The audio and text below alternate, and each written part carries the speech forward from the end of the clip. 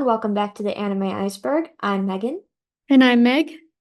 and today we are here to cover Doctor Stone episode 27, Call from the Dead. Yes, this is season 2, episode 3, and in this episode, with Homura captured, the Kingdom of Science finally succeeds in setting up a hotline with their spies in Sukusa's empire. Meanwhile, Chrome runs into some trouble. Um, That was like hardly part of the episode. it's not just Chrome, Meg was there Yeah, too. and Gen. And Gen, even though well, we'll get to that part. Anyway, this covers Monk chapter 65, Call from the Dead, and 66, Liars and Truth Tellers. hmm Let's get into this episode because we have lots of stuff to talk about at the end. A whole list of things. Mhm. Um, Taiju and Yuzuriha have found the phone. Um, and we get to see a bit more of their initial conversation with Senku's yo. And then Taiju's brain, I think, breaks because he just keeps repeating, I am Senku, I am Senku. And Senku's like, no, you're not. Get it together. Um, I but they're love that. It starts as a thank you. I'm trying to yeah. speak, and then it just devolves from there. Yep, and everybody in the village is like, "What? Who is this guy?" Um, I think they're maybe questioning Senku a little bit in that moment. But Senku gets right down to business. He's like, "You need to bring someone to the phone. They need to get well, but he doesn't tell them their his plan. Um, but But we saw earlier in the episode that they have a somebody like spying on them. I really thought this part was sweet. When because Senku's like, I'm not gonna tell you the plan, so then your reaction is genuine. And so Taiju is like, promise me that there won't be any bloodshed. And Senku's like, of course. With my plan, no one's gonna get hurt. And this is also when Senku learns that Gen didn't leave any kind of message for Taiju and Yuzuriha. They just happened to notice that the dirt had been dug up, and that's how they found the phone. And everybody in the village is very concerned because they're like, that's not like Gen. And then we see that they are in trouble. Magma Gen and Chrome are hiding from the guy with super hearing, who we learn his name is Ukio, and he's got a bow and arrow and is trying to take him out. So they need to come up with a plan. And I like Magma's initial plan is I'm going to use Chroma as a meat shield and lure him out, and then pow, and they have like a My Hero Academia All Might reference. It's like smash when Magma talks about punching Ukio's lights out. that's funny. I didn't notice that. But I you've assume it got was a My Hero yeah, reference. you've got My Hero on the brain though. Yes, I will Um, talk about that later. But yeah. Oh man, that's another. That's something we don't even have on our list. yeah, Uh, but I also like Chrome's reaction. Great plan. No, I'm gonna die. What the heck? yes. Instead, Chromes comes up with a plan as a genius science user. He has like a he. They had an extra battery for Chrome, for Taiju and Yuzuriha, but they didn't have time to leave it behind. So he basically like I think he connects the ends Hmm. and then starts a fire, and which creates smoke cover, and Chrome and Magma like run into the field and are screaming, and Gen makes a break for it because he's the one that has to get back because he is needed for Senku's plan. Yeah, it was sad though because you could tell he didn't want to leave the other two guys, but he's like, Hmm. they gave me this opportunity, and I just gotta take it. Yeah. But But I mean, if he doesn't make it back, all this is for nothing. So yeah, yeah. And he does make it back, um, just in time for their plan. Um, so Taiju and Yuzuriha, they're trying to convince a very angry Nikki, that's what her name is, to listen to to listen to them. And she's like comes out with them at them with like so much aggression, like don't talk to me. Like, I'm just here to watch over you guys. And then she like starts punching Taiju, and Taiju being, I guess, the pacifist. I don't know, was that what you would call him? I don't yeah, know. yeah. Um, being the pacifist that he is, he just like stands there and takes it. And of course, he's also like uber strong. And so it's like, this is nothing. Even though Nikki's like totally ripped, which I'm very confused about. And we'll talk She about later. Yes, we'll I don't we'll know. cover her character profile in a bit, but she was in judo or something like that. Okay, that makes a little bit more sense, but Yeah. still, But still. still, she's I think she has a natural, more bulky build for a woman, but you can tell she has honed that ability as well, and her muscles like are very defined, so she's definitely super athletic. Yeah. But Taiju convinces her to come to the phone when he mentions it that it is a cell phone. He's like, "We've got to come and listen to what my," well, he's like, "Come and listen to what my friend has to say." And she's like, "Friend? Where is this friend?" So she's curious.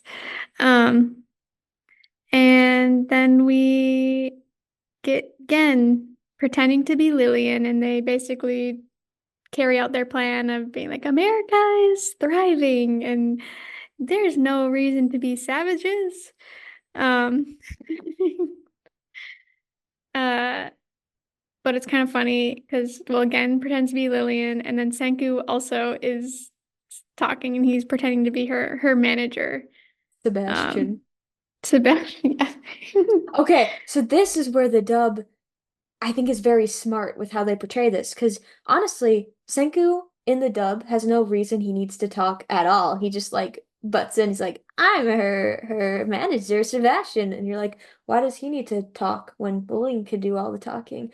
But the reason they did that is because in the sub and the manga, Senku is the translator because Lillian is supposed to be American and is speaking English, so he translates everything into Japanese. So they obviously can't do that for the dub, so they change the setup a bit and make Senku the manager and have him like butt in the conversation every now and then to add a few words in. And this will happen again later, and hopefully I'll remember to mention it. But there will be a person who speaks English and Japanese, and they found another clever workaround for the dub. So it's very interesting the ways they have to, mess around with the setups for all these situations. Mm-hmm. Yeah. Oh, I have some thoughts about that actually. But how in the sub do they actually speak English in this scene? I believe so, yes. Even Nikki Like does? no, no, I mean like Lillian. Again, being Lillian, like, "Hi, I'm Lillian Weinberg from the USA. We're back up and running." And I think Senku like puts it in Japanese. I have to watch that scene because I'm thinking of another scene where that's what they do, so I'm Mm-hmm. pretty sure that's what the setup is. Yeah. Yeah. Somebody That's fact check me. Somebody fact check. well, yeah, I don't know. That's interesting because to me, like that he could have still been the translator because for the dub, I mean, to me, I always you just pretend like they're speaking Japanese. Like you know in your head that they're supposed to be speaking Japanese. So he could still be the translator in this scenario and it would make sense. And like other shows don't try to accommodate for the English dub uh like Haikyuu and Blue Lock when they're like learning English, they just pretend to learn English even though they're speaking like perfect English. Well, in Haikyuu though, one thing I like that they do is they treat it as English, but like English class. And even if you speak English, you have English class, like in America.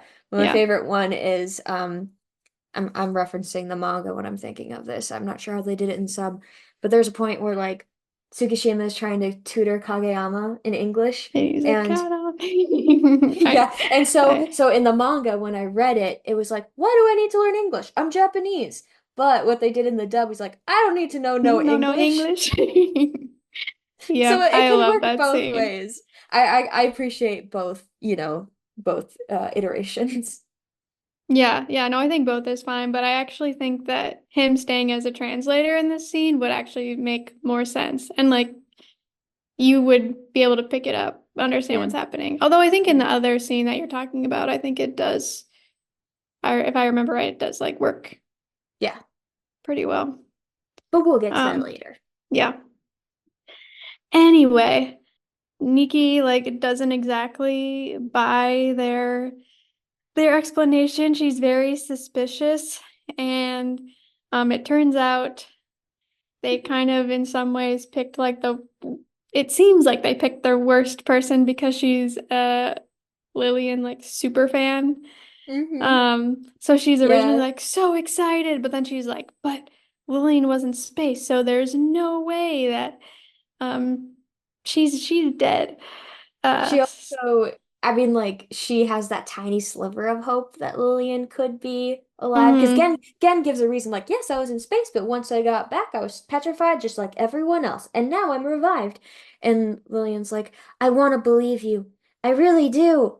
But if this is some kind of trick, whoever's doing it is dead. And I love in the manga, Gen's reaction is something like, oh, um, this could be bad. Yeah, they look pretty scared in the anime. Um Yep. And so then she decides to quiz them. She's like, only Lillian would know the answers to these questions. Um, and so she first asks about how many copies she sold. And Gen with his, no, not Gen, Senku with his super math brain, figures it out or gets a rough estimate. And uh, Gen uses his skills of, I don't know, what's the Sweet word? talking. Yeah, to give the close enough answer that Nikki accepts.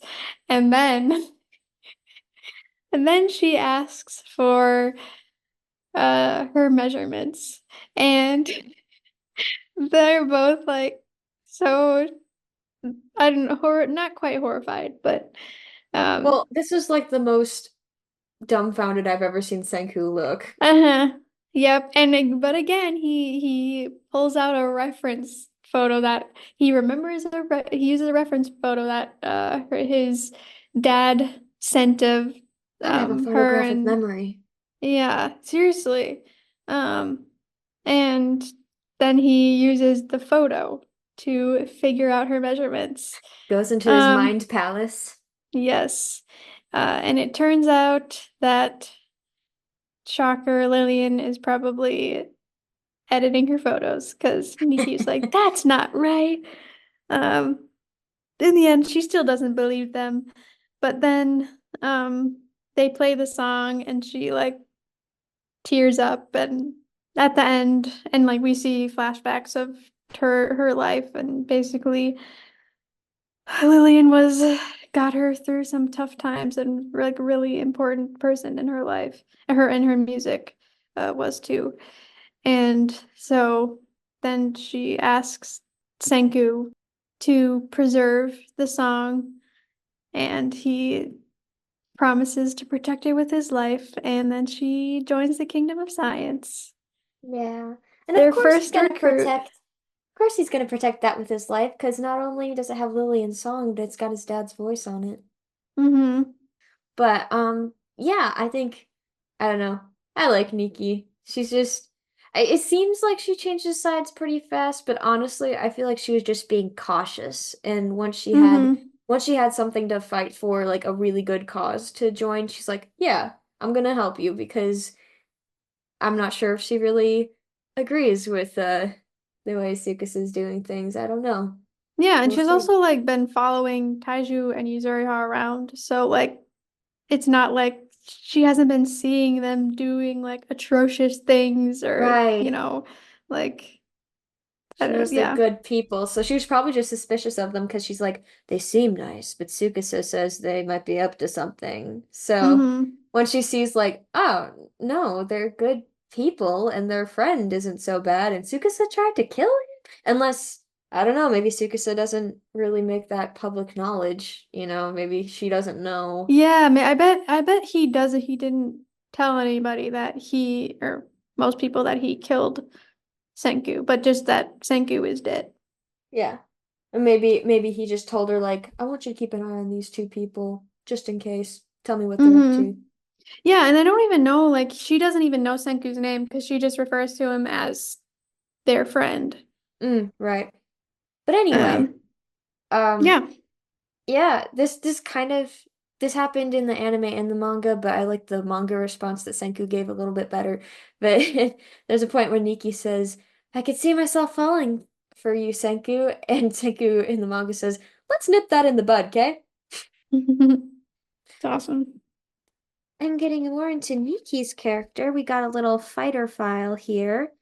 In the manga, Tsukasa Empire, Nikki. Power 4 star, speed 3 star, technique 2 star, and range 3 star. Her full name is Nikki Hanada, and her height is 180 centimeters. Help, Meg, help. Oh, what did you say? 100, 100 and 180 centimeters. She was recruited by the judo club because of her brawny build. She spent her school days training until she was black and blue all over. The club's underclassmen affectionately called her Nikki or Boss, but she's actually a softie deep down. Listening to Lillian's songs got her through some tough times. Apparently, according to the wiki, she's 17, when we first meet her. I thought she was a little bit older, like I thought maybe college mm, age, but she is like she trained a lot, so she does have like a bigger build. And she's got like two baseball bats strapped to her belt, which is kind of terrifying. wow. Yeah. Yeah. I don't know. I just saw her and her physique just looks way too toned for a 17-year-old. Like just like the It, muscle she definition. kind of looks like an Like Olympian. okay. How she looks is like women on steroids. Because like you've seen like women with like actual muscle definition, they look way different. Well, Often look way different I've than seen Olympians, like if she was like a Olympic weightlifter, power lifter, bodybuilder, then I would that physique fits. maybe. I would need to compare clip more closely. Anyway, you said 180, right? Yeah. That's 5'9". Okay. I'm pretty tall. Yeah. Yeah. Nikki, we actually met her voice actor. It's Caitlin Barr. She's Himeno from Chainsaw Man, Ryukyu from My Hero Academia, and Yuna from Sign of Affection. Nikki means, and I just got this off of Google, depending on the combination of the kanji characters, the name Nikki can be translated as two trees, diary, or journal. In Japanese, the name is a combination of two terms, um, ni, meaning new or speech, and ki, meaning hope or request. The name can be written using different kanjis, including the kanji which means cinnamon, because it's kind of cute. Uh, and then her last name, Hanada, Hanada, I Canada. don't know, Hmm. whatever. Watch two different animes and they'll say it two different ways Exactly. in the English dub. And I'm pretty sure they don't actually say her last name at all in Dr. Yeah. Stone at all. But anyway, it means happiness. It's very sweet. Um, and so Caitlin Barr is very nice. I gave her some fan art and she actually gave me a poster for free and signed it. And I was very happy and it's hanging up on my wall. Um, and we also asked her, a lot of the people in Dr. Stone have catchphrases, so what would Niki's be? And she just looks at us and goes, probably Lillian. And I would agree with that. Yeah. All Yeah. right. Okay. On to, we'll have to add one more thing. Yeah, we have like a million things, but first, stuff that's actually related to this episode. Here. Yes. Well, Nikki talking about Lillian and how she got her through some tough times, and like there was an image of her laying on her bed with her headphones on, listening to her songs. It reminded me, took me back to like late middle school, early high school, the dark days of my life. And and it reminded me that I had my own Lillian when I was that age. Mine was Britt Nicole, if you've heard of that artist. If you haven't, you should check her out. She's pretty awesome, but I listened to all of her songs nonstop. Yeah, so did I. I don't know if I had a specific artist, but one song that I listened to uh like all of the time was Let It Go from Frozen. Me too. So much. I was definitely one of the people Uh, who overhyped Frozen, but I don't I know. don't I I don't like know. it I a wouldn't say lot. I like overhyped it, but just that song particular, my cringy middle school self just like related to it. I had an Elsa sweater I liked to wear. Oh, that's cute. Anyways, next topic. Well, Meg had been kind of hounding me to read this for forever, but I found an audiobook version on Spotify of Pride and Prejudice. And I know it's a classic, so I finally got around to Yes. it. I am pretty sure there's a manga version of it out there, so you should look for that, Meg. But I understand why it's a classic. I enjoyed listening to it, especially because the narrator was British, so she did different inflections and accents for the different characters, helped differentiate them. I really liked Elizabeth and Jane. They were they were awesome. Really gives you a sense of how the time period was. But more than anything, the book made me stark raving mad. I Mr. Collins is just most I have not really. Oh, he's a butt kisser. Bootlicker. I I love that you hated him so much. It's just that when we first met him in the book, I was like, oh, okay, he's trying to make amends with the family. Maybe he'll be all right. I don't know. And then stuff went downhill, and he just kept digging himself a hole. And by the end of the book, I was like, sir, if you do not get out of here, I will chase you away. And I hope that you hmm never come back. Uh, and then Lydia. Lydia was just like, I know I'm supposed to hate Mr. Wickham more than Lydia, but I'm just like, Lydia, you are such an idiot. Why did you do that? Yep. Yep. I honestly, for me, I dislike Lydia more than Mr. Collins because to me, Mr. Collins is just a ridiculous human being who has no idea what's going on. And he's just like Mrs. uber socially awkward. Okay, yeah, that's true. But Mrs. de Burgh was also the worst. Yes, she also is to me though, I don't know. Maybe you should watch the movies because Yeah, the she just like all of the characters that like you hate, like they're supposed to be like showing how ridiculous society is. hmm And I think the movies can show that maybe a little bit better than like the book can. I mean, okay. I love the book and I've read it many times and I do like it. I don't know. I don't know if I would say I like it better than the like TV show and the movie just because um like with the book it's like written in Old English so it's like Mhm. it takes you have to really work to understand it. It's definitely easier to understand than other things I've read written in that time period, but Mhm. I don't know. I think the movies or I guess the movie and the PBS special um do a good job of staying true to the story and it would help I to don't know. see it played out, I think. Yeah. I appreciated the narrator making her her voices for aforementioned characters that I disdain. She made her voice really annoying for them, and I was like, good on you. I can tell which characters you despise. Yeah. Yeah, but I'm so glad you read it. And I'm so like you like were texting me your reactions and it was so good because like you were having all of the reactions that you should be having.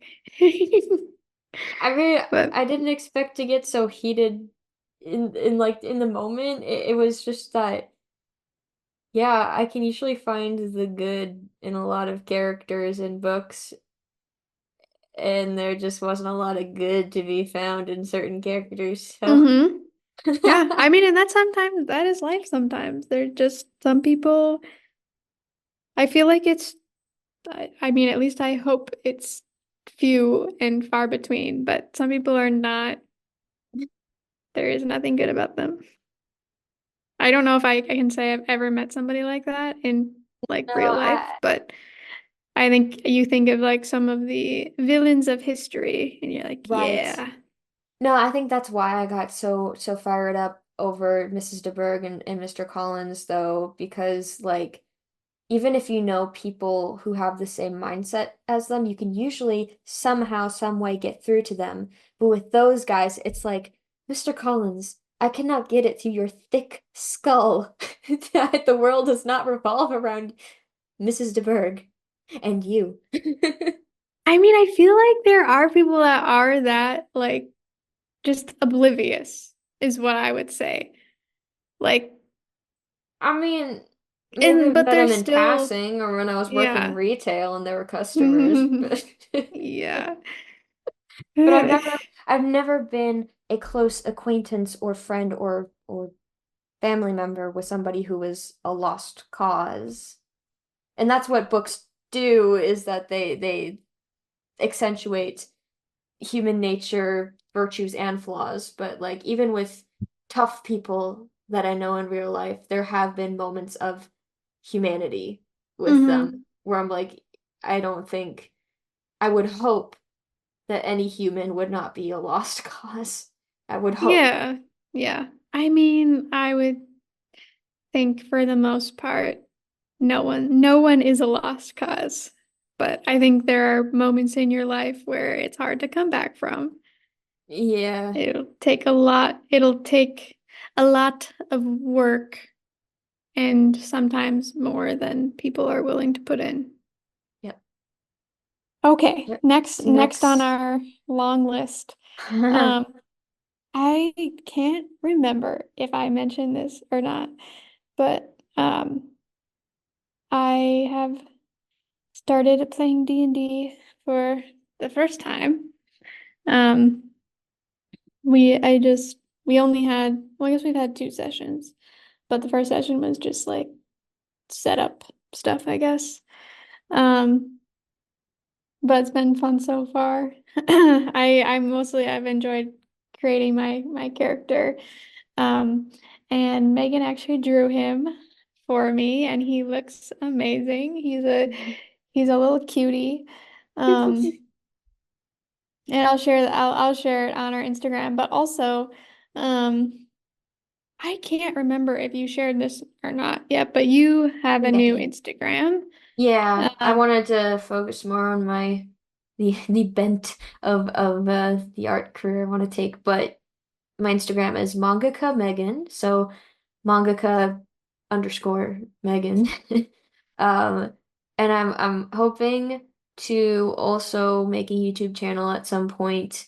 Um, we're working on that. I got a lot going on right now. But yeah, I posted Meg's character, Steve, and every time Meg talks about him, I love him more and more.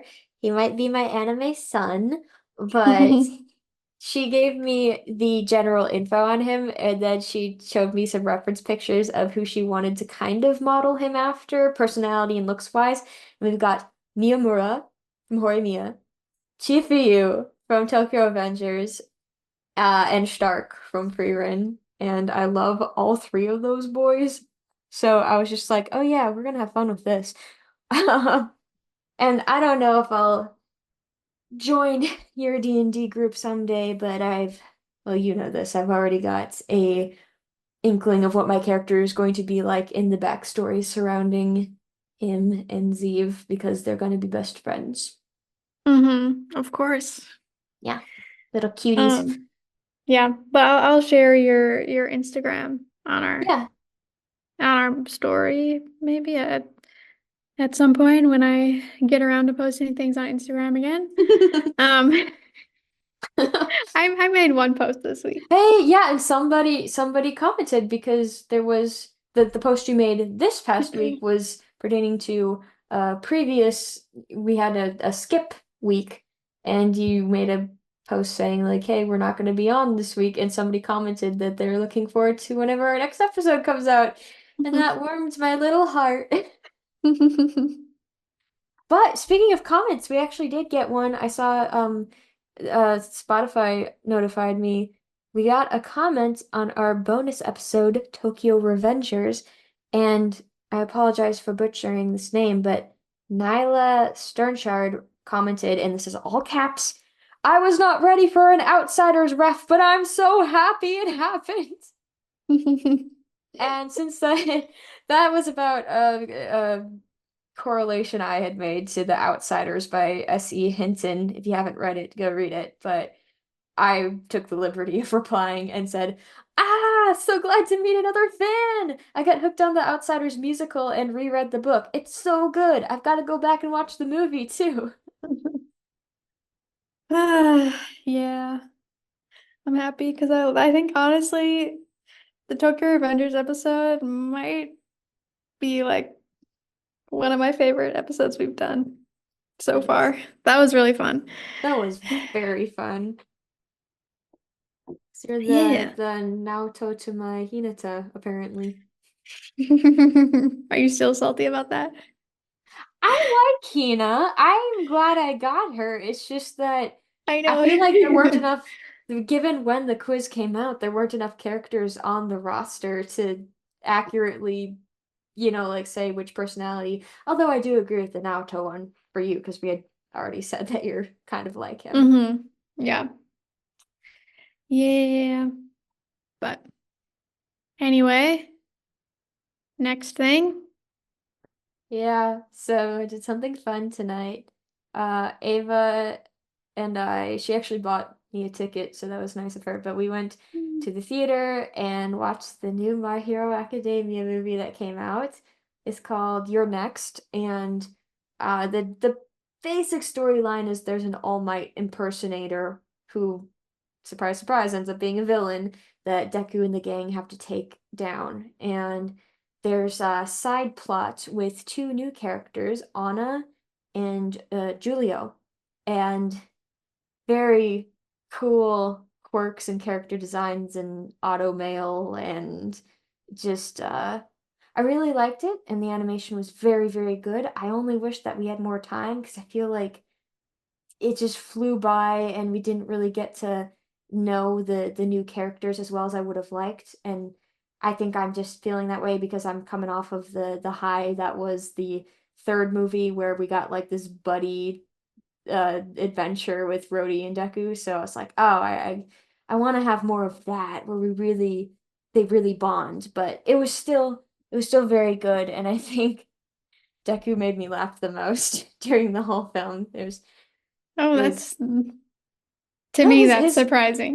well, I mean, he's not usually the comedic character, but his facial expressions were something else, and he was very like Julio can be very biting in a polite kind of way, and Deku took notice of that, so he's like, "You're insulting me, but you're being very polite about it. I don't know what to feel." So yeah, I would recommend if you are able to go to the theater and see it, you should totally do that. If you're not able to make it, just look out for when it's gonna get released on DVD or dropped on Crunchyroll or something. Yes, that is what I will be doing because I have no time to go see the movie and I have no one to go with. Aw. Ah, so sad. Uh, oh yes. So we officially have finished Hunger Games. We just finished Mockingjay. Um, and I I think for me, the last book was a little bit of a disappointment. I didn't I was fine with like how it ended for like Katniss and Peeta. I was fine with that. But just like I don't know, her last mission, just Mm-hmm. everything about that I hated. Like Mm-hmm. I don't know. I don't It's so different from like any other dystopian novel, Yeah, which is like exactly. fine, but Yeah, like Katniss, I don't know, the book in the end, the books didn't feel like they were, or the story didn't feel like it was it about didn't do it. Katniss. It didn't do it for you. Like it. Yeah, I think yeah. I gotta give props to the author because I do think it's well written. It's Definitely. just one of those things where I was expecting something else, and when that wasn't delivered to me, I just kind of made the decision that I would have done things differently had I been writing the story. I don't think I ever hmm could write a story like that, but I think that I don't know. What I'm used to is more of like when the main character is the on the front lines, the forerunner, and Katniss does that. But at the same time, there's always someone behind the scenes manipulating her, no matter what hmm position she's in. Yeah, which is kind of like it is like a unique take, Yeah, yeah, but very. like there was, I guess, besides at the very end, like she never tried to free herself. And even then in that moment, like it didn't end well for her. Um, I don't know. I think the thing that bothered me the most is that I'm sorry if you haven't read it or watched the movies, but Spoiler, spoiler. I'm gonna spoil it. Um, so skip ahead if you don't want to hear it. I was very upset that they killed her sister Yes. in the end, just because I thought like the point of the entire books was her protecting her sister. And I don't know, it just and also didn't make sense that she was even there. She was Like 13. She it was 13. I don't know. Her death just like didn't make sense. And not only that she died, but that also it was like I didn't even know that she had died really. Like it was Yeah, very confusing. it happened Like suddenly. the Because whole scene. every single chapter in that series, every single one ends on a cliffhanger. So to make it more dramatic, I feel like that chapter ended when it's like, and the bombs went off. And then the next chapter Yeah, but began then it with, was and like everything was confused. And then I woke up in the hospital and they said she was yeah, gone, kind of thing. yeah. But even then like they until like it was like a while before they actually said the words Mm-hmm, mm-hmm. that she's dead. Like I don't know. I, Anyway. another spoiler, skip ahead. I hated when Finnick died, and I Oh, love. I hate. Okay, Yep. Cinna and Finnick were my favorite characters, and they both died, but that's just the way it works for me. My favorite characters always bite the dust. Anyways, um, and I think that like his death, not it didn't necessarily. I mean, like a character dies. That's just hmm what happens in a book. If it was for something or if it moves the plot along, whatever. But Finnick died, and it made sense. But then that very same night, you got Peeta and Gale talking about romance things, like they're having a boy talk in the corner about who's gonna marry Katniss or whatever. I'm like, my dudes, you were talking about this when you just lost Finnick plus how many other comrades, and you're hmm not gonna, I mean, maybe you're using this as like a divert your attention coping mechanism, but still, you just lost a, you saw some gruesome deaths happening and you're being hunted down, and you're talking about this? Yeah, there was no like moment where they really mourned him. Like that was that was just really sad to me, especially because he was my favorite character. Honestly, I think we had the same because I also really loved Cinna. Yeah. Uh, but so kind of in the end, I was a little bit disappointed by the last book. And I think my favorite part of the but the first two is definitely the Hunger Games. Like I liked that parts of the book, but everything else was kind of like, it's okay. But it was written very well. So Yes. it was very easy to read. Yeah, and then okay, final thing before we go to our outro. If you're still Sorry, with guys. us, I'm not sorry. We need to talk about all this stuff. Yeah, yeah. Um, is we already mentioned that we're watching Free, but like we are now like totally invested and in love with it. Yes. We finished the first season, which ended, I really liked the ending. Yeah. Um, Reed grew on me quite a bit. yeah, he did. He is a little bit over dramatic for my taste. Like, buddy, this is not a drama of your life. Yes. Yes, but But also from where we're at in this next season, we're on season 2 right now. It seems like after he got over that hurdle in his life, that one, the mhm. thing that his buddies helped him through, he's more mellow. Like he's very much Yeah, no, like, he's definitely a lot better, but yes. now his friend is dramatic. But honestly, okay, for him, I actually kind of feel like it's a little bit justified. Anyway, um, but we watched like the first movie that's like in between season one and season two. And oh my goodness, like it was so stinking cute. I Like, loved it so uh, much. I think we both were just like melting into puddles like the Okay, the okay. whole See, time. we should totally do like a podcast episode on or like a movie review on that one. But I gotta say my two favorite parts of the movie were like, okay, one was like the sleepover the boys had at Haru's house. That was very nice. But I really liked when Makoto took Haru midnight swimming at the Oh, pool and they were yep. fully clothed and they were swimming. But it was such a beautiful moment because they had like this little heart to heart and they're talking about these very real things like the struggles of going to middle school, like from their elementary school to middle school, not being in the same class. One of their really good friends moved very far away. Another one of their really good friends is a year younger than them, so he's not in middle school.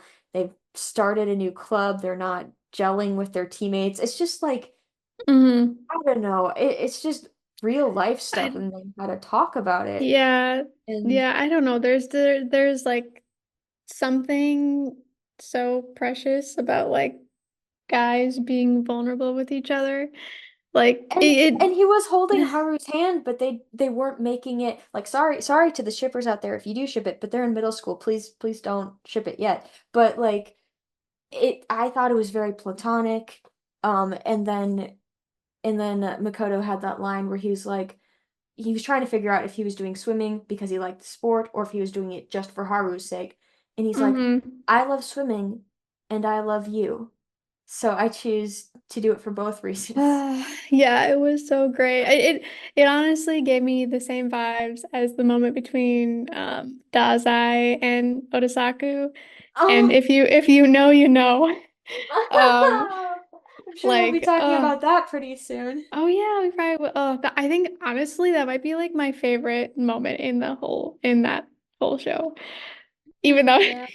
it's a sad moment, but I don't know. It's There's so just something beautiful. I don't sacred, know. you know? Yeah, exactly, exactly. Like it's like a moment where you're like, should we be watching this? Like this seems like too precious Yeah. for like it's just It's between them.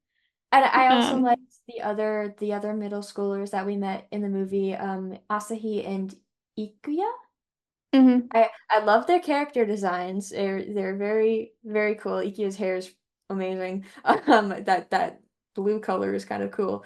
But and he had the biggest brown eyes, so when he started crying, you could really just see the emotion in them. I'm a sucker for like anime eyes just because like the best way to draw emotion is through the eyes, and you can really see it, and that's why they draw anime eyes so big. But again, all of these boys are dealing with some very like it's a made up show, but they're dealing with real problems that like any person might deal with growing up. So yeah, it was a very good movie, and I was just feeling good the whole time watching it. Mm-hmm. So if you haven't checked out Free, do it if you want to feel good. Yes. Yeah, And all I right. think I think think we decided that you're Haru and I'm Makoto. yeah, so far those are the So two far, so closest. far. Yeah. We'll see if that changes. I don't know. All right. We've made it to the end. Woohoo! Now back to Dr. Stone. I feel like we should have done the Dr. Stone stuff first and then got into Yeah. all that stuff, but whatever. Too late. Um, what was your favorite line of the episode? Mine came from Gen, and he said, I've always noticed something. Your look at the draw like ridiculously sucks, doesn't it? And what was your favorite line? My favorite line came from Nikki when she joined the Kingdom of Science, and she said, "But I believe you wouldn't lie about science, so I'll put my faith in that." Very sweet. I think And I I had a line from Gen last time too, I'm pretty sure. But it's been 2 weeks. I it don't has remember. been. But no, he's just had some good ones. But he also, I should have said this, he had like that squeak he did when Ukyo was shooting at them. I should have Yeah. said that was my line, that little Oh squeak. yeah, that was last week, right? Yeah, that was the last time. I It mean the was, last episode. yeah, that was like a Brandon McInnes original. Like he was in the booth and was like, can I do something? That's awesome. Yeah, and then what did we learn? We learned that when in doubt, bet it all on science. Or, your connections, your friends, your family, whatever. And then who pushed the story forward? All right, we got two groups. First, Taiju and Yuzuriha, and then Senku and Gen for recruiting Diki. Yeah. Woo. And that is the end of this episode. This very Um, long episode. yes, I hope you enjoyed it because we enjoyed talking about all the stuff. Yeah. Um, and also if you have any comments or questions or want to add to the conversation, Yes, we please. would we would love to hear from you. Um, You can message us on Instagram at the anime iceberg or email us at theanimeiceberg@gmail.com. Can't wait to hear from you. All right, bye. Bye.